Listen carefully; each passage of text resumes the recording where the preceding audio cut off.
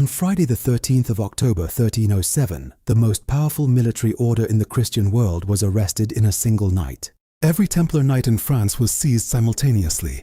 In a single morning, the Knights Templar, 200 years old, feared across 3 continents, answerable only to the Pope himself, were prisoners of the French king Philippe IV. And yet the story that history tells, that the Templars were destroyed, is not the complete truth. Because in one corner of Europe, a king did something nobody else did. He refused to arrest them. What he did instead is one of the most remarkable acts of medieval political cunning in European history, and its consequences are still visible today. To understand why Portugal's choice mattered so much, you need to understand who the Templars actually were at the height of their power. The Knights Templar were founded in 1119 CE in Jerusalem, in the aftermath of the First Crusade.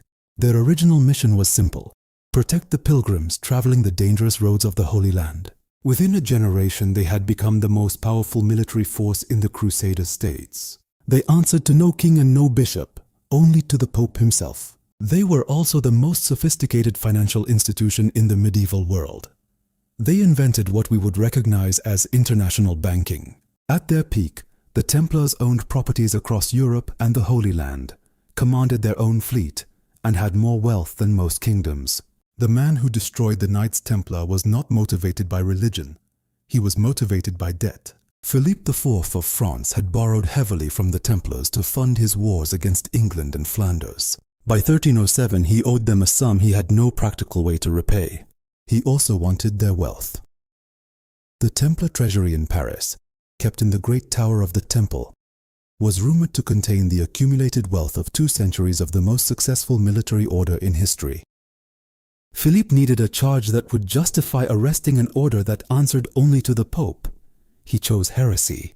The charges Philippe leveled against the Templars were explosive, shocking, designed to guarantee public outrage: denial of Christ, spitting on the cross during initiation ceremonies, worshipping a mysterious idol called Baphomet, sodomy, financial corruption, the corruption of the sacraments. The charges were almost certainly false, but under torture many Templars confessed to them. Under torture, men say anything.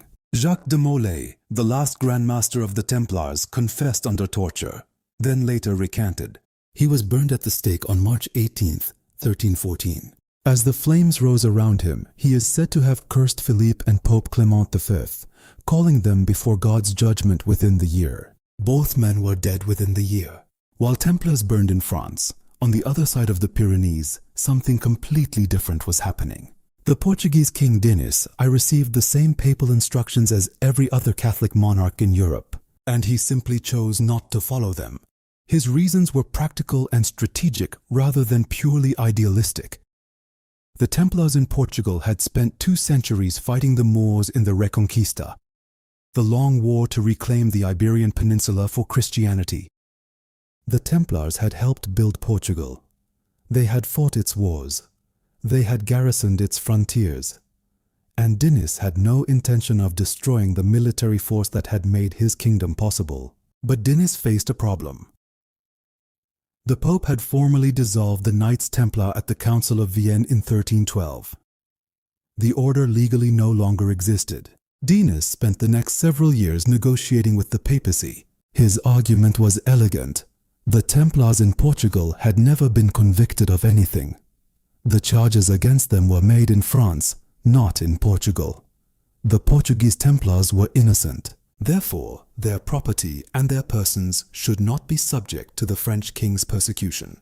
And therefore, Dinis proposed a new order should be created in Portugal to inherit the Templars' properties and personnel. The new order would be called the Order of Christ. Pope John XXIII approved the creation of the Order of Christ in 1319.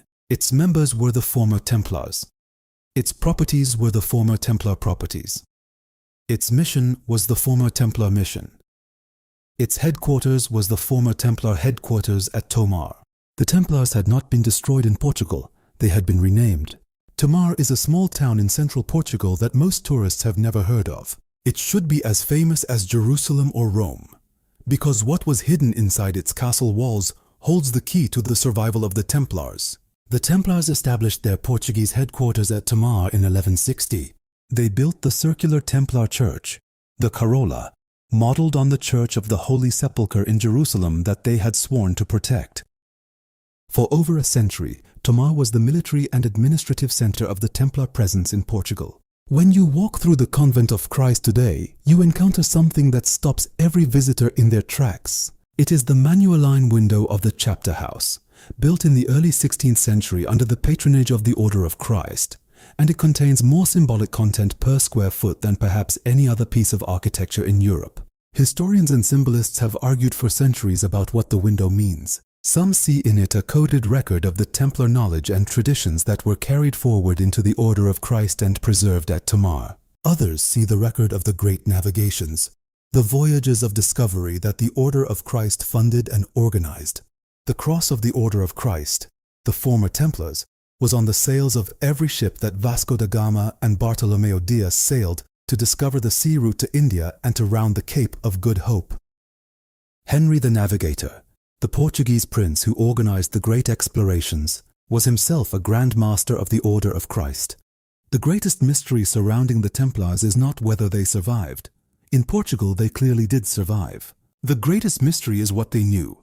The Templars spent nearly 2 centuries in Jerusalem and the Holy Land. They had their headquarters on the Temple Mount, one of the most sacred and most ancient sites in the world. What did they find in those 2 centuries on the most sacred ground in the Jewish, Christian, and Islamic worlds? Nobody knows with certainty. The Templar archive was largely destroyed or scattered when the order was suppressed. But some things survived, including a tradition of cartographic and navigational knowledge that seems extraordinary for the medieval period. Portuguese navigators under the Order of Christ systematically charted the African coast, the Indian Ocean, and eventually the Americas with a speed and accuracy that historians have long found difficult to explain purely through the recorded voyages.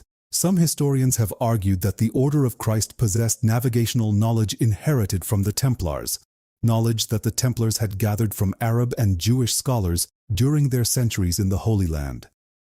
The Arab world in the 12th and 13th centuries possessed geographical knowledge about the Atlantic, about Africa, and possibly about lands beyond that, was centuries ahead of what Western European scholarship acknowledged.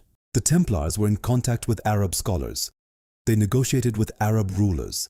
They lived in Arab territory for 2 centuries.